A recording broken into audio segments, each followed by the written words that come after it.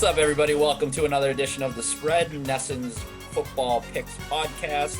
I'm Ricky Doyle, joined by Andre Khatchaturian. Mike Cole, who's usually running the offense as well, is out again this week as he tends to fatherhood. It seems to be keeping his head above water there, so that's good. But we're here to make our conference championship picks. Last week we did the divisional round, obviously, and we're just gonna keep the train moving here towards Super Bowl week. So, Andre, how are you doing? I know you had a little trip, and now you're back in the mix, so it's good to have you. Yeah, it was good. I went to St. Thomas. It was good times, but it's back to business. Championship weekend, my favorite weekend of the year because you get not one but two great NFL games, and also you're not getting the riffraff crowd watching the game with you that would be watching with you on the Super Bowl because everybody watches the Super Bowl. But this game, it's just it's still football fans watching it. So you get two games, not one but two games. So yeah. And we're probably seeing the greatest game of all this week with Brady versus Rodgers. We've all wanted to see that matchup in a high profile playoff game for a very long time now when we finally get it. So very excited. And you have like a new rivalry budding in the other AFC game with Josh Allen and Patrick Mahomes. It's probably the first of many playoff games between those two. Yeah, I think from an entertainment standpoint, this might be the best case scenario for the NFL. I mean, these four teams being in there. I mean, I think it is the four best teams. A lot of star power that we'll get into. So it should be interesting. But real quick, before we get into that, let's just look back real quick on the divisional round. I don't know if you have the records of how we did. I think it was a pretty mediocre performance all around. You and I both went 2-2 last week. Mike Cole actually went 3-1. A nice bounce back from his wild card round performance when he went 0-5-1. So fatherhood was probably keeping him very busy prior to the wild card week, and maybe he's getting more used to it now and went 3-1 in the divisional round. So more importantly than our records, I sensed that you had a little rant coming on before we started recording because there were a few things that seemed to be eating at you a little bit, and I think we're on the same page with that. It was the Bills and the Ravens game.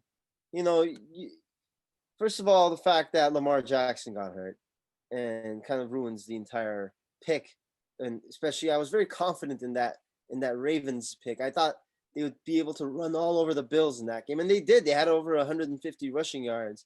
But, you have a pick six there, and it's just so hard sometimes to predict these things. And also the Bills stink against tight ends. You thought Mark Andrews might have had a big game, didn't.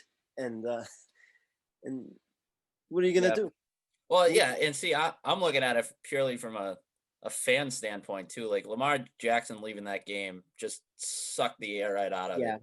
I mean, at that point, you're in a field position battle, and it's just any entertainment value that game had just went out the window towards the end. And it really felt like, I guess the Patrick Mahomes injury added a wrinkle that we didn't see coming in the Chiefs-Browns game. So that it made it a little more interesting in that regard. And obviously with the Chad Henne play at the end, that was incredibly entertaining. So it's hard to pick too much fault in that game, but it does kind of suck too when you have essentially back-to-back games in divisional weekend where two star quarterbacks go down. Yeah, and those are your two losses, right? Because you picked the Chiefs to cover that 10-point spread. Right. I actually got lucky with that. I had the Browns covering. I predicted the Browns to win the game. But I'm glad they at least covered. And that Rams-Packers game, I thought the Rams, I know as banged up as they were, I thought they would be able to show up and put up more of a defensive effort because their quarterback situation was a mess. But I thought at least they would be able to slow down the Packers running game. They had the third best rush defense in terms of yards allowed per carry going into that game, and both Jamal Williams and Aaron Jones ran all over the Rams. And that's actually an interesting concept because, the Packers running attack against a strong rush defense because they were able to do it in the divisional round. They have another strong rush defense that they're facing in the NFC Championship game. So we'll get to that. I guess that's the first game, right? So we should get to that now. Let's just get into it now. Real quick though, speaking of messes, you do have a little bit of it looks like some lint on your beard, so you might want to take care of that. I'm always just looking out for you. There you go. You clean up a little bit now. So now we'll get into the picks. Now that we're well groomed, and we'll start with the game that you alluded to, the Packers laying 3.5 points. Three or 3.5. I guess it depends on where I would shop around for this game a little bit and see if you can get the line out. We're gonna go with 3.5. There's been a little bit of movement because, frankly, just people love pouring money in on Tom Brady. And for the most part, it's worked out over the years. So I guess why not? But we're going to go with 3.5. Green Bay 3.5 point favorites hosting the Buccaneers at 3:05 kickoff at Lambeau Field. Weather may be a factor. I'm not sure. Right now the forecast looks like it's mostly cloudy, some chilly temps in the 20s, maybe some snow in the morning. So maybe there's some precipitation or field dampness that lingers over into the late afternoon. We'll see, but I know that both you and I were on the Bucs last week, looking to pull the upset in New Orleans. Can they do it again? Well, when people are too obsessed with the quarterback matchup, Rodgers versus Brady, and it's for reasonably so, but that's not what's going to decide the game. The quarterback matchup is a wash in this one. Both guys are legends who perform well in the cold. What I'm looking at is what I just talked about in the divisional game, in the Rams-Packers game, is Green Bay going to be able to establish a running attack against a really elite rush defense? And I don't think they will be able to do that this week, back-to-back weeks. This season, when the Packers had more than 110 rushing yards in the game, they went 9-0. When they had fewer than that number, they were 5-3. They proved me wrong against the Rams. They were able to do it against them. But the Bucs are just a stingier rush defense. Rams were number 3 in rushing yards allowed per carry. Bucs were number 1. And they're getting Vita Vea back. He returned to practice this week. And also Jamal Williams might be out for the Packers. So you're getting a key component of the Packers running attack maybe out of that game. And you're also getting a key component of the Bucs rushing defense into the game. So I think this bodes well for Tampa Bay. They're going to be able to take a key aspect out of the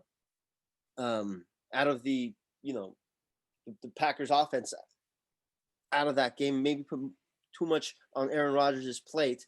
And I think the Bucs will be able to have more of a balanced attack in terms of passing attack, running attack, and because of that, I think they'll cover that spread, especially if it's 3.5. If I'm getting 3.5, I'm taking that for sure. But I do think they come out and win the game outright. But 3.5, I really like that. And for what it's worth, the Bucs haven't lost by more than 3 points to any non-Saints opponent this year, and they exercised those demons last week. See, I guess I think they can run the ball on them. Like, I don't think that's a given. Yeah, you're right. They did it against the Rams last week. If they did it against the Rams last week, that offensive line is, we've touched on multiple times over the last few weeks, is tremendous, both in pass blocking and run blocking, even in spite of the David Bakhtiari injury. And I think that Bucs defense, when you look at the numbers, obviously they're one of the better units across the NFL throughout the season. But I mean, they've shown some holes, down the stretch and into the postseason. I mean, since week 14, 23rd in run success rate against, according to Sharp Football Stats. Sometimes they have some issues tackling. I think that was obviously huge to get Devin White back in that game against New Orleans, but 23rd in tackling for the season, according to Pro Football Focus. You got a guy like Aaron Jones who, makes a living off basically just getting yards after contact. And so if that offensive line is able to control the line of scrimmage for Green Bay and Aaron Jones can get to that second level, I think it makes life a little bit easier on Aaron Rodgers. So I think you and I differ a little bit in just how much Green Bay is going to be able to run the ball. Yeah. But ultimately for me, I think from an offensive standpoint with the Packers is, what's the one thing the Saints couldn't do last week or didn't even try to do really? I mean, is throw the ball downfield. I mean, they could not throw the ball downfield for the life of them, largely because of just Drew Brees seemingly not having much left in the tank. I think Green Bay is going to be able to do that. I think that's the one area where Tampa Bay is a little bit vulnerable. I think there's an opportunity there to pick on those cornerbacks. Um, for as good as the Buccaneers linebackers are, they do have some issues in pass coverage. I looked since week 8, the Bucs 14th in drop back EPA, sandwiched between the Seahawks and Vikings, two teams that throughout the season had secondary issues of their own. Aaron Rodgers, meanwhile, passes 20 plus yards downfield, first in passing yards, third in completion percentage, fourth in passer rating, 12-1 touchdown to interception ratio. They seemingly find the weak link in the defense. They did that with the Rams, sort of picking on Troy Hill a little bit. And I just think that they'll find the soft spot in that Buccaneers D, and sort of chip away at it. I just think that if you're another, if you're Tampa Bay, you can't rely on those turnovers again. Obviously, that swung the game in Tampa Bay's favor last week. I just think there's a lot of things lining up for Green Bay to maybe even run away with this a little bit. And you made a good point with the deep passes. I just looked at Tampa Bay's the longest touchdown passes that they allowed this year, and they only allowed 4 touchdown passes longer than 30 yards this season, longer than 25 yards, only 4. But they were 2 of them were against Patrick Mahomes, and the other 2 were against Justin Herbert. Now, those are 2 quarterbacks who can throw the deep ball pretty well. And obviously Aaron Rodgers is in that class as well. So, yeah, maybe you do see a deep touchdown pass. And another thing to strengthen your point is, yeah, Tom Brady's been very good as of late in protecting the football. Early in the season, he was throwing some picks, but still, there's Aaron Rodgers is the best in the game when it comes to not turning the ball over. Right. Brady has 1 pick in the last 6 games, but Rodgers is the king at that. He has just 3 picks in the last 1, 2, 3, 4, 5, 6, 7, 8, 9, 10, 12 games, and just 5 picks all season long. So if you're going to see like a key turnover, I think there's a higher chance that it comes from Brady than from Rodgers. Brady's got to play a clean game. I completely agree, and I don't want to gloss over the fact that when these teams met in week 6, the Bucs more or less laid a beat down on them, 38-10 in Tampa Bay. But I do think that you need a little context with that game. I mean, obviously these teams come a long way since then, but Green Bay did lead in that game 10-0 in the second quarter at one point. There's a tipped pass there that got intercepted. That was Davante Adams' first game back from an injury, I believe. No Allen Lazard in that game. I think the Bucs defense, to my previous point, I think they've regressed a little bit. The Buccaneers, they just came out and blitzed Aaron Rodgers at an incredibly high rate and tried to fluster him, and ultimately it worked. I mean, he had the 3rd worst completion percentage of his career in that game. But I think that that's more of an aberration than anything, because Aaron Rodgers typically is excellent against the blitz. So I think that I don't want to completely discredit that game, but I think more than anything, that was a little bit of an aberration. Like I don't expect to see anything. Aaron Jones, that game, 10 attempts, 15 yards.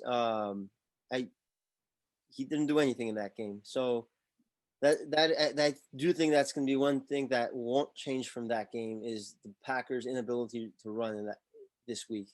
Especially, I just don't think they can do it back-to-back weeks against elite rush defenses, especially when Tampa Bay is getting a key component potentially back under rush defense.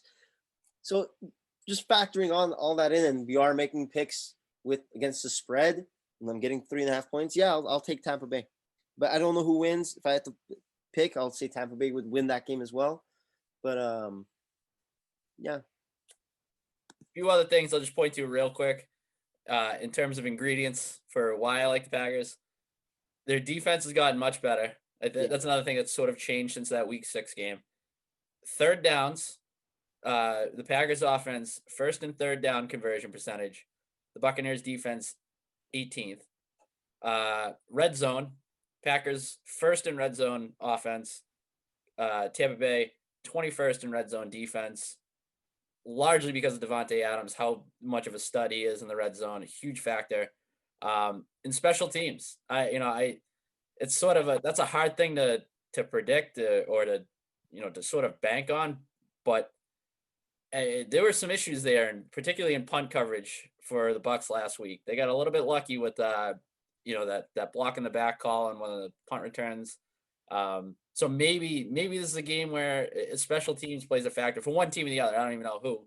But I just think that's something to sort of watch as a narrative that isn't really touched on, but ultimately could play a factor. Yeah, and also one thing to consider is, the Bucs had won the turnover battle 4-0 last week, and they only won by 10 points. You turn the ball over 4 times, and the other team doesn't. That has the recipe for like a 20-point game, But it was still only a 10-point game. The Saints were in that game, so if the Packers don't turn the ball over, which they usually don't, and assuming neither team turns the ball over, turnover battle is a wash. I think that bodes better for the Packers. I think the Bucs need like a key turnover in this game in order to win. But still, even with that said, I think the rush defense thing is really big, and I'll side with the Bucs. Bucs, Antonio Brown sounds like a game time out. decision. And I would be remiss if I didn't mention this because No, it looks like he's actually out. Is he officially out now? Yeah, I read 45 minutes ago. Antonio Brown ruled out for NFC title game. Okay, so that's big. I mean, his emergence down the stretch has obviously kicked that offense into a different gear. So I don't think that's not a deal breaker. That wouldn't be a deal breaker for me either way, but it's certainly something to consider. But I did want to just mention real quick because we touched on the weather. I want to give a shout out to our own Zach Cox, who looked at how Brady and Rodgers have fared in the cold weather this year. So I'd be remiss if I didn't mention this. So from earlier this week, like I said, looked into the numbers. During his Patriots run, which was 20 years, Brady played in 29 games in which the temperature was below 30 degrees. 125 of them. When facing those conditions in the playoffs, Brady's 13-1, including AFC Championship victories in 2004, 2007, and 2018. I don't know how much of an advantage that is because you look on the other side, and Aaron Rodgers is no stranger to that weather either. 21-5 in starts in which the kickoff temperatures in the 20s or below. So both basically the short and long of it is that both of these quarterbacks are fully capable of playing in inclement conditions. So this is why I said it was a wash. Probably shouldn't be a factor. Yeah. All right. Well, we'll move on now to the second game. I do kind of like that we're limiting this to one day this week after back-to-back. Like, I loved the stacked football lineup. Don't get me wrong, but I was a little exhausted after last week. Yeah. 6 games in the wild card round, 4 games last week. But they put the Saints Bucs like as the last game. It's like that's the game everyone's looking forward to, but you're already exhausted by that point. Right, but we're just getting right after it on Sunday this time around. I mentioned that Bucs-Packers was a 3:05 kick. The Bills traveling to Kansas City to face the Chiefs. That one is a 6:40 kickoff from Arrowhead Stadium. This line has been just really tough to put your finger on throughout the course of the week, not knowing the status of arguably the best player on the planet, Patrick Mahomes. But we're gonna go with Chiefs as 3-point favorites, which seems to be where most sports books are leaning right now for the number. This tells me that Mahomes is probably going to play. It's all signs seem to be positive so far, so I'm kind of working on the assumption that he is going to play. Obviously, if Chad Henne was to start in place of Patrick Mahomes, this would shift that line maybe significantly. I mean, I think you would be looking at probably the Bills might even be favored by 3 points or so. I mean, you could look at theoretically a 7-8 point swing based on one man suiting up for this game, but he's an important man. So we're gonna. I know I'm working on the assumption that he's playing. So Chiefs 3-point favorites. The Bills coming in have been just red hot down the second half of the season into the playoffs. Both of us were on the Ravens last week, and we're eating some crow this week. So I don't know. Which way are you leaning in this matchup? Did you learn anything from the Bills that maybe you didn't know prior, or has your perception of them changed at all? What I learned is that they haven't played against an elite offense like the Chiefs in a long time, and they are going to face an elite offense like the Chiefs this week. They're playing the Chiefs. So There you go. since week 12, the Bills' opponents, they played the Chargers, who were 21st in yards per play, then the 49ers, 15th, Steelers, 24th, Broncos, 26th, Patriots, 21st, Dolphins, 23rd to close out the regular season. They just played a bunch of crappy offenses who obviously aren't as explosive as the Chiefs. Then in the playoffs, they played two top 10 yards per play teams, the Colts and the Ravens. The Colts, that was a close game. They could have lost that game. And the Ravens, of course, Lamar Jackson got hurt. Who knows what happens if he stays healthy? Regardless, neither of those teams are as good offensively as the Chiefs are. And they've already lost them already. And we mentioned earlier that the Bills stink against tight ends. They allowed the second most receiving yards to tight ends this year, the most receptions to tight ends this year. Now, Travis Kelce's going to have a massive game in this one. Clyde Edwards-Helaire he's back in practice this week. He might be back. He ran all over Buffalo in that first game. And on the other side of the ball, again, Buffalo, they're very one-dimensional in terms of they're just a passing team. They did it last week. They barely ran the ball last week against Baltimore. And the Chiefs, their biggest weakness, I always say it, is their rush defense. But Bills don't really have a running attack. They're very reliant on their passing attack. And the Chiefs, their pass defense is decent. They allowed 7.1 yards per pass attempt. It'll be cold in Kansas City against a young quarterback. I think this is where the Bills' run ends. I think the Chiefs, they blow them out of the water in this game. They incorporate some running attack, especially if Clyde Edwards-Helaire plays. I think they open up an early lead and they use a rush attack to kill time and win the game at home. I think that's also another thing. The coaching advantages. Andy Reid against McDermott. I think that's a big favor for the Chiefs as well. Just real quick, you mentioned the Andy Reid thing. It's kind of interesting that this is the Chiefs' third straight AFC Championship game, tying the 2002 to 2004 Eagles for the longest streak since the merger, also coached by Andy Reid. So yeah. Mr. Reid is doing something right. For me, this game's tough, but like I said, I'm working on the assumption that Patrick Mahomes is going to play. But I think even if he does play, I'm a little bit concerned about that foot or turf toe issue, whatever that was, where he's been sort of hobbling around a little bit, even prior to that concussion. Like, the concussion is one thing. Obviously, that's more significant from a just purely health standpoint. But as far as impacting his performance, I think I'm more concerned about that foot and whether that's going to be an issue, if that cuts down his mobility, his ability to improvise. Obviously, huge aspects of his game. It's largely what makes him so special. And that Chiefs offensive line down the stretch, dealing with some injuries, inconsistency late in the season, which contributed to a lot of their, to them looking mortal offensively, or it just looking mortal in general in terms of covering the spread. I mean, this team 0-8-1 against the spread in their last 9 games. They haven't covered since blowing out the Jets is 19.5-point favorites on November 1st. 6-10-1 against the spread for the season. So I don't know. I just think that if Buffalo is able to get some pressure on him without blitzing, because it's well chronicled how good Patrick Mahomes is against the blitz. But if they're able to create some pressure up front without bringing any extra rushers, they are second in pass rush win rate according to ESPN analytics. And sort of flush him out of the pocket. I think that mobility is going to become an issue.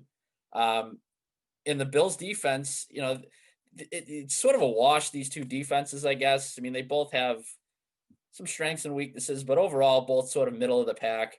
But I think Buffalo has come on as of late. And look at that pass coverage. They're finally healthy at the second level. Matt Milano didn't play in the first matchup between these two teams, which I think contributed greatly to the Chiefs running all over them. And ultimately, just good personnel in that secondary. So if they can, like I said, generate some pressure against Mahomes, lean on that pass coverage a little bit, I think Buffalo's defense might be a sneaky X factor in this game. So I'm taking the Bills. Wow. I think that defensively they're probably gonna take a similar approach to that last game, with the last matchup in week 6, which the Chiefs won 26-17 in Buffalo. Basically just ran all over them. You mentioned that Clyde Edwards-Helaire, huge game in that one. I think they're gonna sort of make the Chiefs beat them that same way. Dare them to run the ball, and I think that they're gonna be better equipped to stop it this time around. The fact that I'm getting the points, look, I'm not in love with it. You mentioned the tight end thing; that's still a concern. Um, but I don't know. The Mahomes injury to me is, maybe he comes up and he just completely shuts everybody up, and he just looks like his normal self. But I just think that's that's a huge question mark going into this game. And if there's one team that can keep up with the Chiefs this season, in addition to Green Bay, it would be Buffalo. I think it is obviously been a lot made of the way to beat the Chiefs is to keep Patrick Mahomes off the field, jam it down their throat, blah blah blah. I think if you look back, ultimately you're going to end up in a shootout with this team, and if there's a team that can sort of run with them, I think it's the Bills. Yeah, no, it's that's a bold pick. I think I think the Chiefs. Look, the Mahomes injury situation is definitely valid, but I strongly believe that he's at that point of his life. If he was a 38-year-old quarterback, I would say, yeah, okay, maybe this might hinder him. But he's a young kid. He's half of yours and mine age. He's gonna be fine. I think he'll shake it off and um, and thrive in especially at home. They're gonna have a crowd there. It's gonna be great for the Chiefs.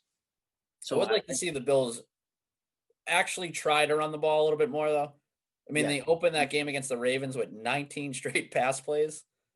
And given that, as you mentioned, the Chiefs' run defense is sort of a weakness of theirs, I'd at least like to see them try to run a little bit. And that might even be some design runs for Josh Allen, or just leaning on some RPOs and getting yards on the ground that way. But I think that the Chiefs are going to try to make you beat them over the top, and they're pretty good at that. I mean, they'll force you to throw deep, but then they're able to take that away. You get the Honey Badger back there, capable of making plays. So I'm not ruling out one of those classic. We've sort of been built up to get broken down by Josh Allen coming out and turning the ball over 3 or 4 times. I think that's fully within reason and totally within play here. Right. But I think if they can, really the Bills' biggest adversary could be themselves. Like I want to see them come out, try to run it a little bit, lean on those short to intermediate routes with Cole Beasley and Stephon Diggs, and just sort of, pick up a few chunk yards at a time, and take it from there, and then hope that your defense is good enough. Which quarterback matchup would you be most excited to watch in the Super Bowl?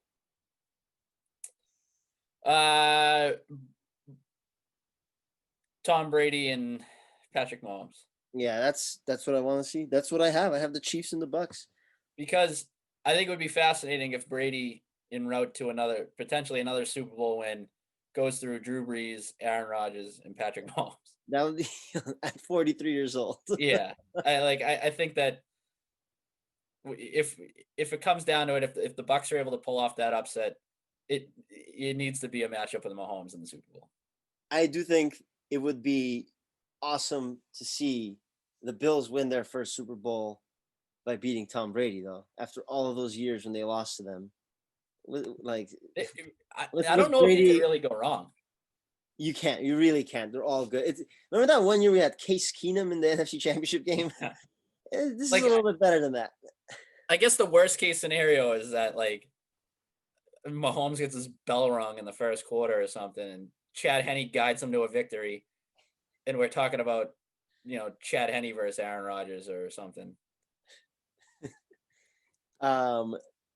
Where does Case Keenum play now anyway? Is he on the Broncos? He's on the Browns. Who knew? Future Patriots quarterback. Case Keenum, he had 10 pass attempts this year against the Steelers. 5 for 10, 46 yards. I was going to say, earlier in the year, there was a point where it looked like Case Keenum was going to get a little run in Cleveland before Baker turned things around. Let me tell you. Yeah, what was that NFC? There was a chance that year we would have. Yeah, the NFC Championship game was Nick Foles versus Case Keenum. Yeah. And the AFC Championship game was Tom Brady versus Blake Bortles. Yep. There was a chance we were going to see Blake Bortles and Case Keenum in the Super Bowl. This year definitely beats that. Yep. So we'll see. We'll see how it goes, but I'm excited. Yeah, I think, me too. like I said at the beginning, all things considered, this is probably the best Final Four you could ask for. Yeah. So we'll see how it goes. We'll be back. The Super Bowl week. We'll go heavy on that. We'll introduce some props. I'm sure get some prop. Bring back Sammy P for Sam Panayotovich for some his breakdowns. He's a good Serbian man. We like him. And who knows? Maybe Mike Cole's theme music will hit, and he'll come running down to the ring to deliver his Super Bowl pick. Yeah, that would be awesome. We would like spoilers, to have that. But maybe it's in play. Who knows? But until then, we will go and we will enjoy the conference championship weekend. There's a huge fight this Saturday night. Conor McGregor, Dustin Poirier. Before we leave, please, what do you think is going to happen? This is a McGregor win, right? I mean, this is sort of one of those he gets back on the horse type of deal. Like Cerrone was that. I put it as a similar fight to that. This is building towards something bigger. Yeah, I would agree with that. I say McGregor, but I do think it's a brawl. I think it goes all 5 rounds, similar to what we saw last week with Calvin Kattar and Max Holloway. Just an unbelievable fight. Awesome, by the way. What a great guy Calvin Kattar is too. Good Boston man. But McGregor and Poirier, I think, goes all 5 rounds, and they give it, 49-46 across the board to McGregor. That's fair. Kattar's one tough SOB, and I'll tell you one thing: Max Holloway looked pretty good. Looks like he's back. Exciting times in the UFC. But anyway, let's sign off now. Yeah, let's get the hell out of here. We'll be back, like I said, the next week or the week after. We'll figure out when we're going to record the Super Bowl episode. But we'll be down to 2 at that point, and it should be fun. So, for Andre Khatchaturian, I'm Ricky Doyle. This has been The Spread, Neston's Football Picks Podcast. We'll see you soon. Enjoy the games, everybody.